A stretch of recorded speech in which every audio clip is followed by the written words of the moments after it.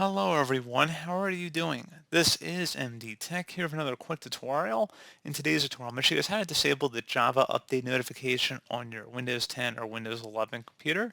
So this should hopefully be a pretty straightforward process here, guys, and without further ado, let's go ahead and jump right into it. So we're going to start off by opening up the search menu, type in regedit, R-E-G-E-D-I-T, best match should come back a registry editor. Go ahead and right click on that and select run as administrator. If you receive a user account control prompt, select yes. And before you proceed in the registry, I would suggest you create a backup of it.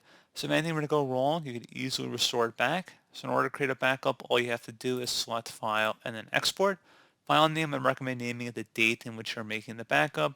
Set export range to all and save it to a convenient and easily accessible location on your computer. And if you ever need to import it back in, all you have to do is select File and then Import and then navigate to the file location. And now we're ready to begin. So we're going to start by double clicking on the HK local machine folder. Do the same thing now for the software folder.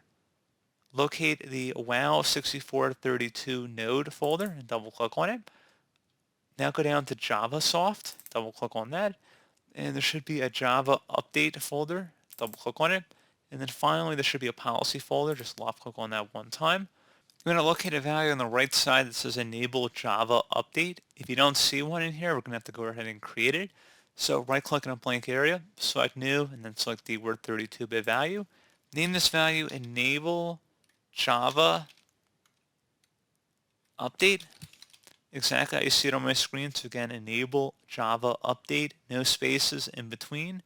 Hit Enter, and now double click on this. Set the value data to number 1, numerical number 1.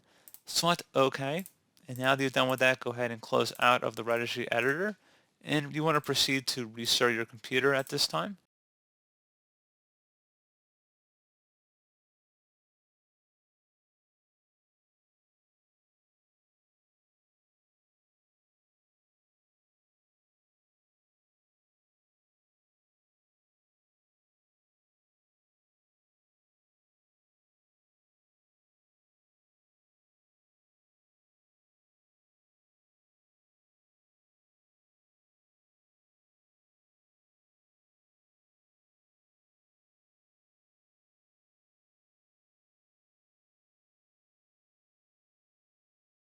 And that should be about it.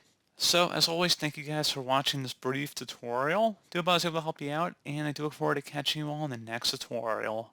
Goodbye.